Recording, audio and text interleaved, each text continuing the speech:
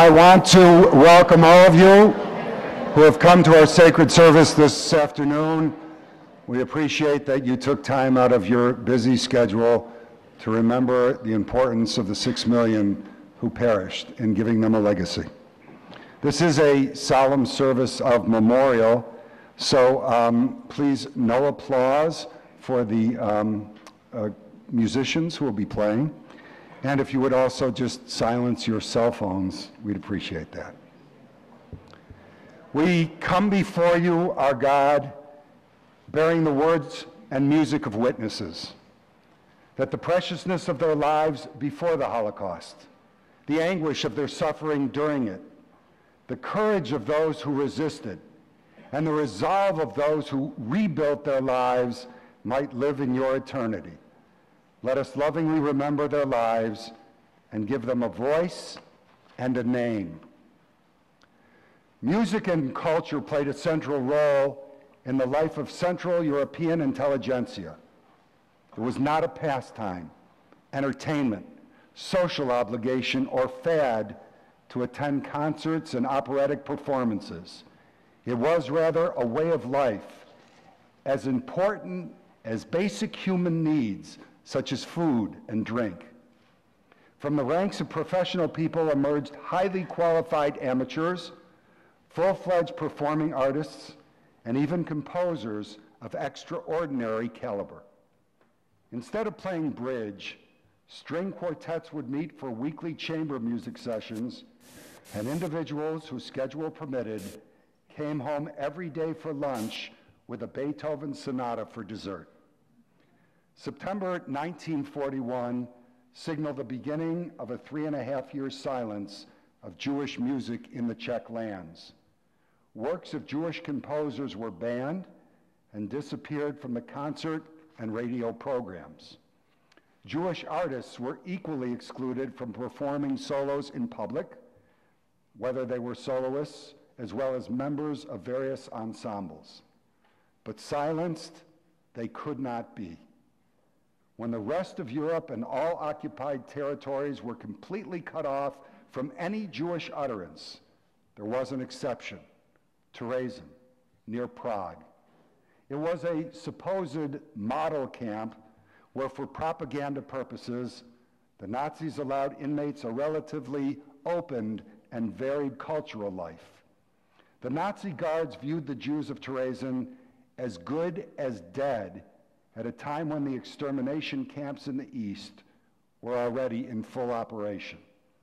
Their attitude was, let them have their fun. Tomorrow they will no longer exist. For the culture-thirsty prisoners, however, this was the opportunity for the expression of defiance through artistic means.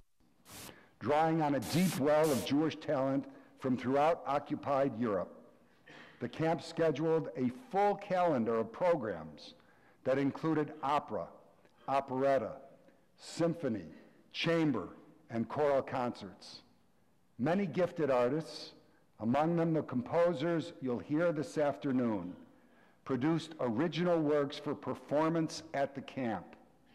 Victor Ullmann, whose allegorical anti-Nazi opera was rehearsed but never staged at Theresienstadt, spoke for all the artists. Our endeavor with respect to the arts was commensurate with our will to live.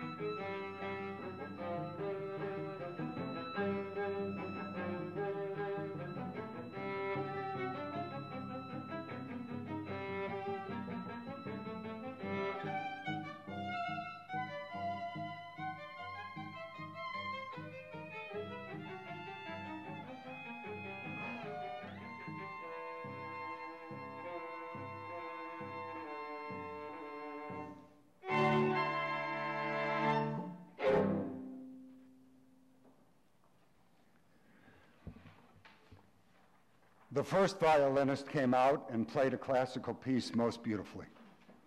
The SS guards standing behind him came forward and bludgeoned him to death with a steel pipe because they said he played too well. The second man came out and played. The SS guards beat him to death because they said he didn't play well enough. Then it was my turn. You can only imagine my dilemma. What should I do? I was trying to decide on one of two classical pieces, but when I saw what they had done, my mind went completely blank. Nothing came to me. Out of complete fright, I placed the bow on the strings, and out came the Blue Danube. I had never played it before, but out it came. The SS soldiers hummed the melody, smiled, and backed off. My life was saved.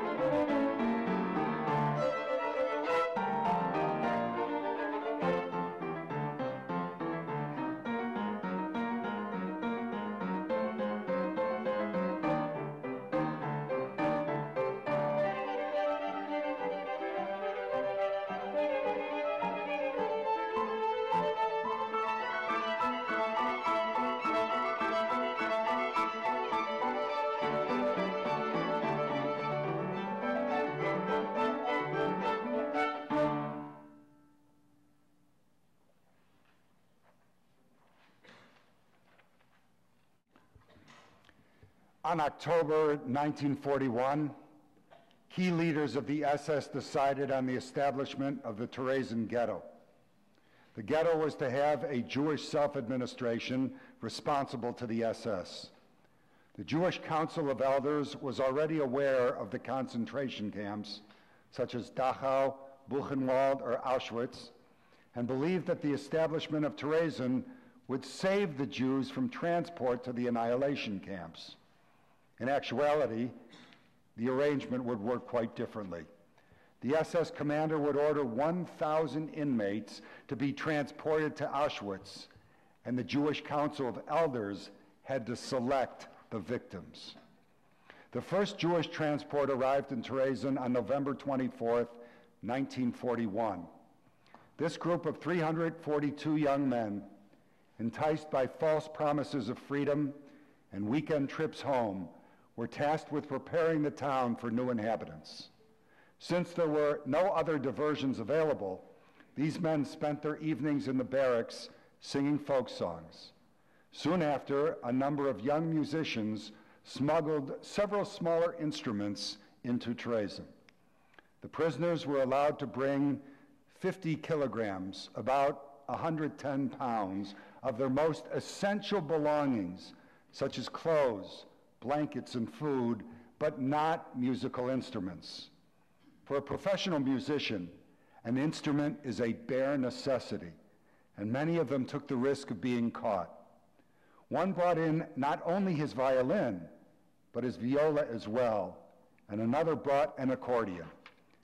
A resourceful cellist dismantled his cello into a few pieces of wood, wrapped them in a blanket with some glue and clamps, and once in Theresienstadt, reassembled the instrument and began to play again. The first mention of a musical program is dated December 6th, 1941, when a variety show was performed. The Nazis had found out about these performances, but they did not forbid them, but rather encouraged and supported them, thinking the prisoners would not cause unnecessary trouble. In 1942, the administration of free time activities at Theresienstadt was established and sanctioned by SS Command. This was a very important achievement because all cultural activities were done with Nazi approval, although subject to Nazi censorship. One must always keep in mind that these cultural activities were set against the backdrop of constant hunger, mental and physical violence, impending disease and pestilence, an uncertain future, random acts of terror, and the prisoners' lives were always in danger.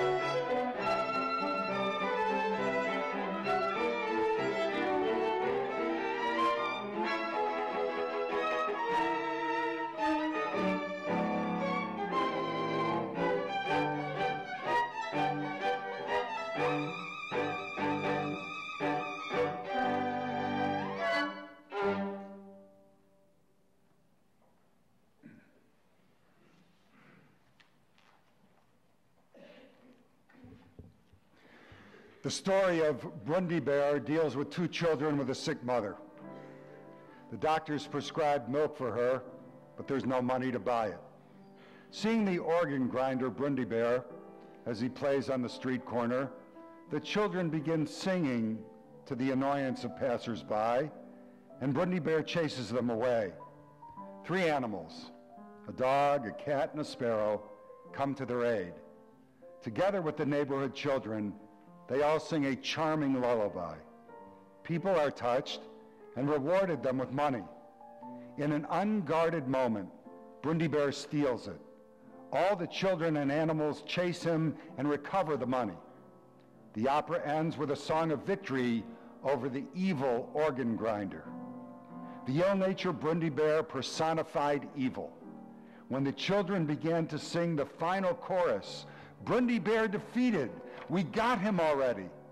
There was no doubt in the minds of all present that they were singing about Hitler himself, Yamach Shemo, may his name be erased.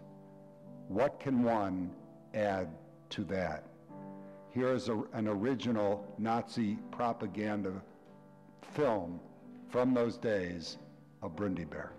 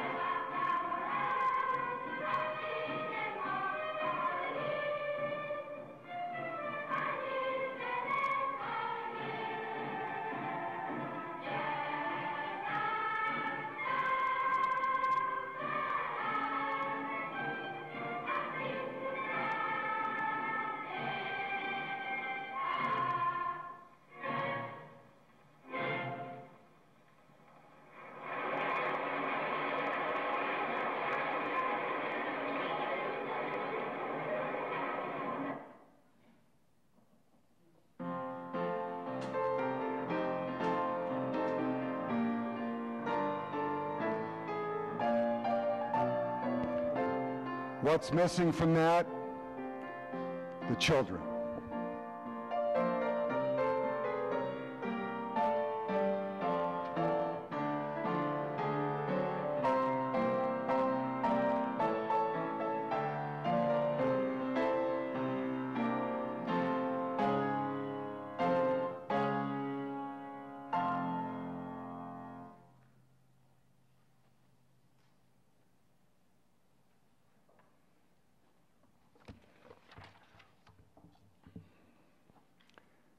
Safe in Palestine in 1944, Hannah Senesh joined a mission to rescue Jews in her native Hungary.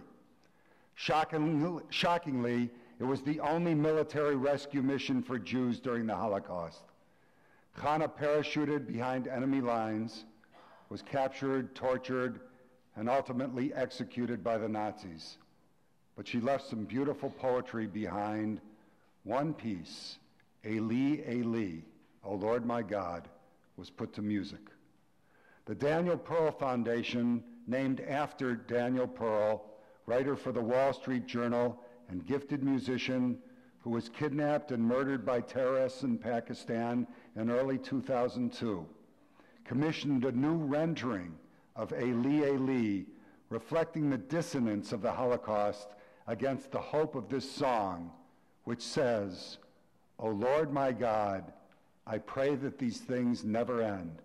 The sand and the sea, the rush of the waters, the crash of the heavens, the prayer of the heart.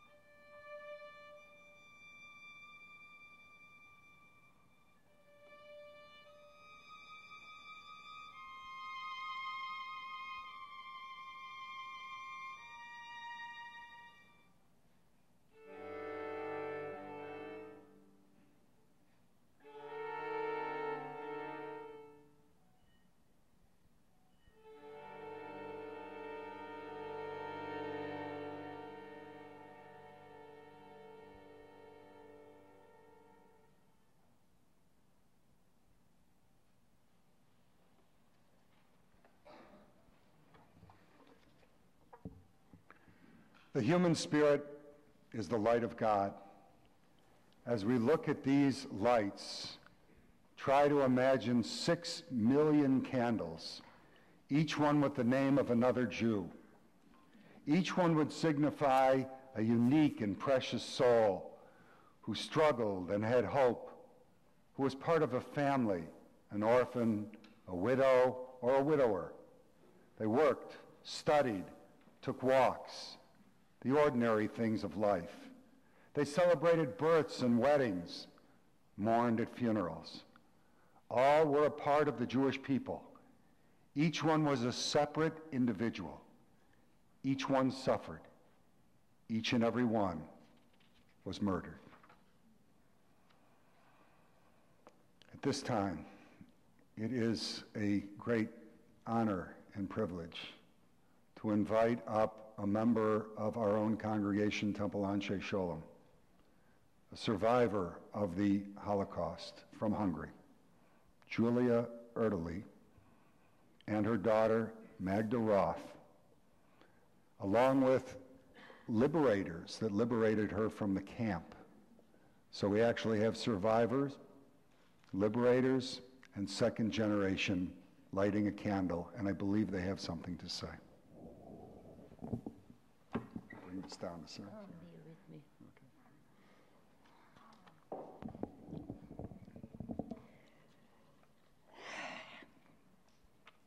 On May 1st, 1945, I was a 16-year-old inmate, scared, hungry, cold, and bewildered on that march somewhere in Bavarian Germany, close to Munich.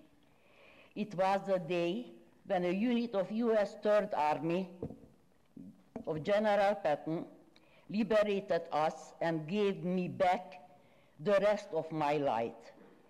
So I consider that day to be my birthday. I will light this candle in the blessed memory of all the inmates who were killed by the Nazis. We respect to the survivor and invite to rebuild their life with reverence and gratitude to the Jews, American and other nations, like this dashing young man near me who was there in the line of fire, who saved me and another lucky one. Thank you, Bill. Mm-hmm. And now I would like be with you. And now I would like to give the torch for my daughter to talk something about the second generation. Thank you.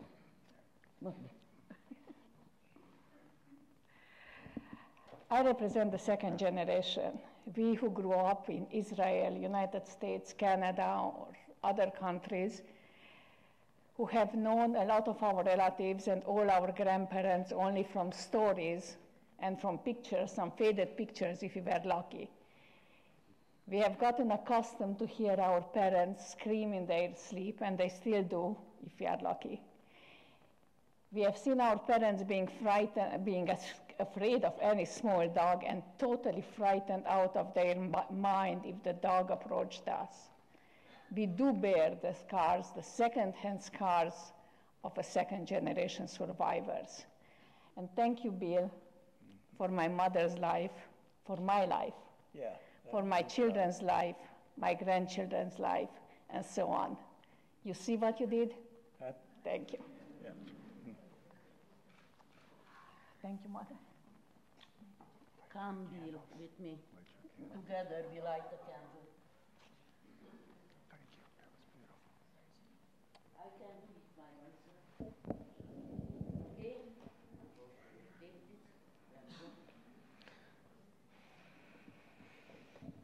My hand is together. Thank you. Thank you. God bless you.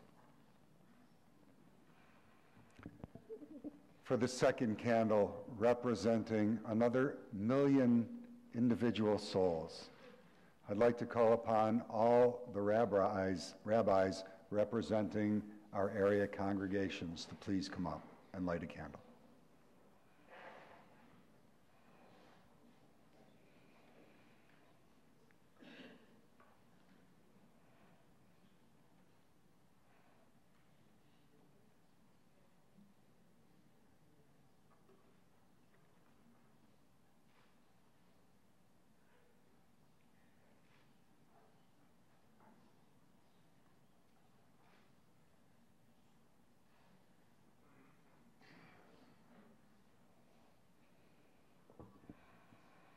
I would also like to invite at this time for the third candle, the presidents of all our area congregations to please come up and light a candle.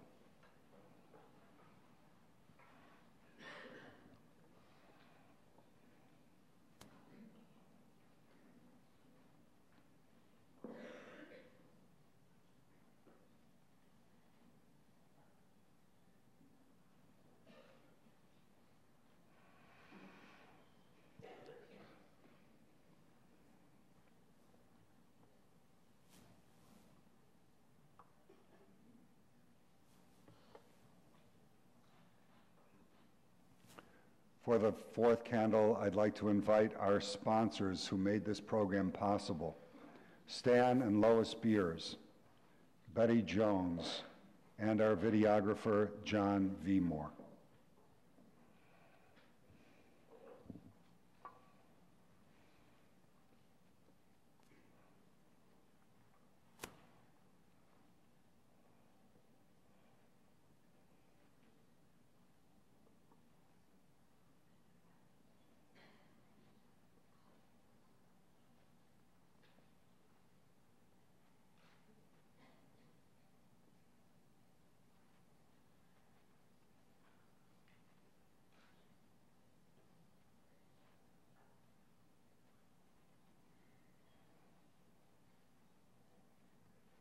For the fifth candle, representing 5 million souls, I'd like to invite Linda Veleckis Nussbaum, principal violinist of the IPO and executive director.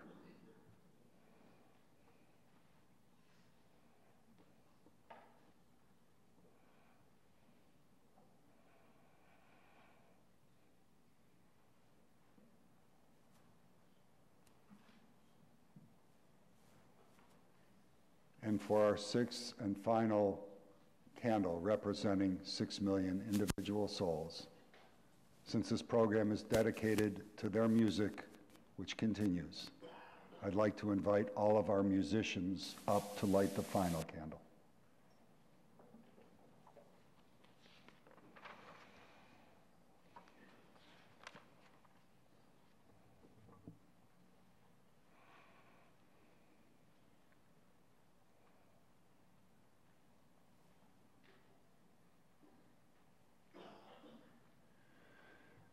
Today, we join together with hundreds of communities around the world in solemn memorial to the 6 million of our brethren who were ruthlessly slaughtered by the Nazis.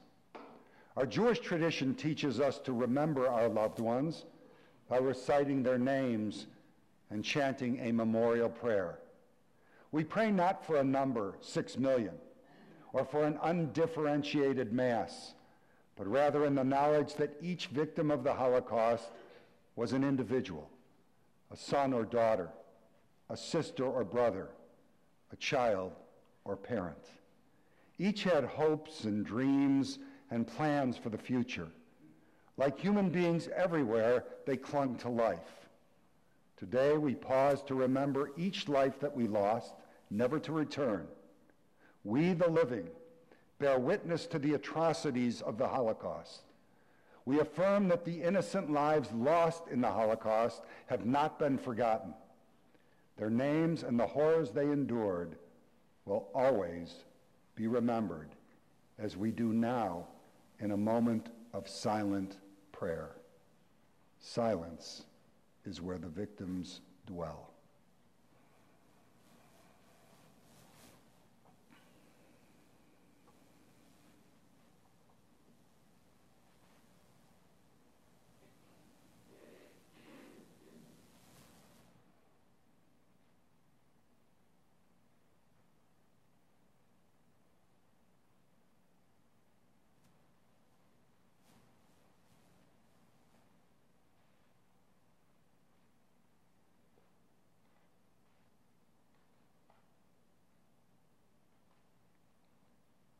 David Roski said, "When Kalman the shoemaker died, there were no more craftsmen. When Beryl the musician died, artistry departed from the world. When Jonah the wagon driver went up in smoke, the roads washed away and troubles grew. When Avramel the orphan died, goodness departed from this world. We rise for the traditional memorial prayer to be sung by our cantorial soloist Judy Zelson, El Malay Rachamim.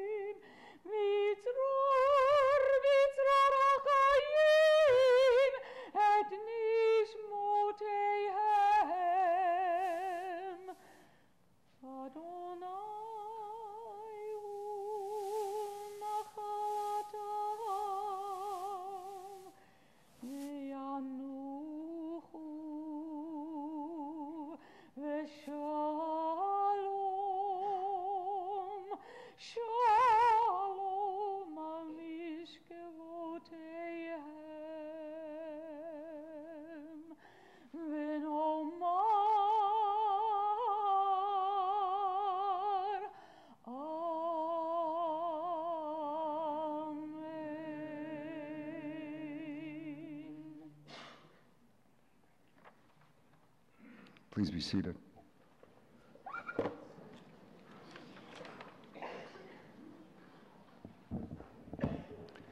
In vain, one would search for the names of Krasa, Haas, Klein, or Ullman in any cemetery.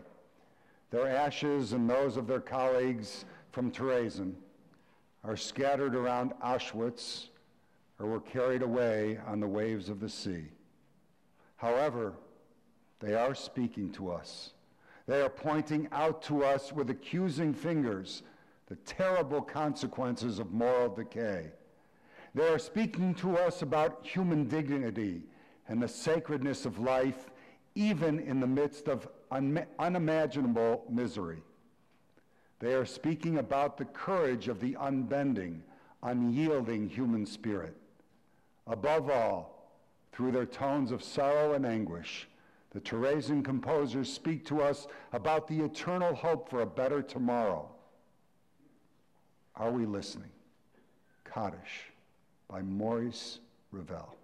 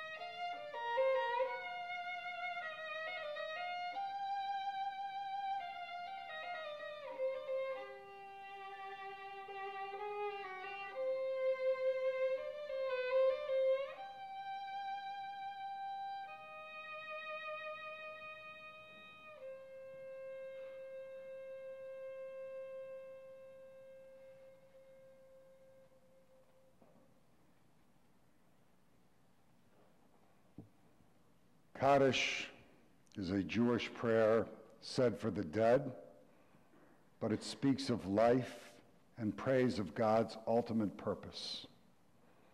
At this time, we'll rise to recite the actual Kaddish prayer together.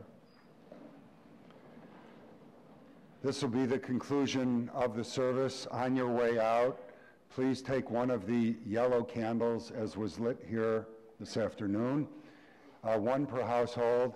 Take it, light it tonight so that the souls of those who perished and their music may continue on through us. Yitkada v'yitkada shemei Rabba, bi'alma divra chirutei v'yamlich malchutei, b'chayechon u'v'yomechon u'v'chayedecho Beit Yisrael ba'gala u'vizman kori v'imru amen. Yehi shmo Rabba Mavorach li'olam u'la'omei almaya yitbarach v'yishtabach v'yitpa'ar v'yitramam v'yitnaseh v'yitadar v'yitalev v'yitala shemei dekudashah b'richu le'ela min kol birchata v'shirata tushbechata v'nechemata damiran b'yalama v'yimaru amen. Yehi shlama Rabba min shemaya v'chayim aleinu v'yal kol Yisrael v'yimaru amen. Oseh shalom b'mromav, hu yaseh shalom, aleinu v'yal kol Yisrael v'yimaru amen. May God, who makes peace in the high heavens, make peace amongst all Israel, amongst each and every one of us. And let us say, Amen. This concludes. Thank you.